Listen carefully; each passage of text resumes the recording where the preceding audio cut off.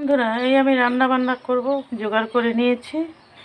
এই কাঁচা আম কেটে রেখেছি, কেটে একটু সেদ্ধ করে নিয়েছি টকটা কমে যাবে বলে। আর এই যে ছোলার ডালে আম দিয়ে, ছোলার ডাল দিয়ে প্রেসারে লবণ টবণ দিয়ে দিয়েছি, লঙ্কাও দিয়ে দিয়েছি কটা। আর করবো বলে তরমুজের খোসা, তরমুজ কালকে খেয়েছি আর খোসাটা রেখে দিয়েছি, অল্প অল্প লাল লালও আছে। এটাকে যে কাঁচা লঙ্কা পাকা লঙ্কাগুলো কেটে দিয়েছি, পেকে গেছে, এগুলোই দিয়ে দিয়েছি। আর কালো জিরা ফোড়ন দিয়ে এটা ভাজা ভাজা করবো। আর করবো হলো কুমড়ো ফালি ভাজা, ফালি ধরে ধরে কেটে নিয়েছি, হলুদ লবণ দিয়েছি একটু করে মাখা, পরে রান্নাবান্না করবো।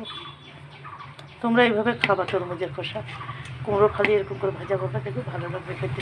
আর তরমুজের খোসা এইভাবে খাবা, ফেলে দিবা। তরমুজও খাওয়া যাবে, এটাও খাওয়া যাবে, একটা সবজি হয়ে গেল। আর একটু ছোটো করলেও হতো, কিন্তু একটু বড়ো বড়ো করেই উঠছে। টক ডাল, তরমুজের খোসা ভাজা, কুমড়ো ভাজা, এই করবো আজকে রান্না।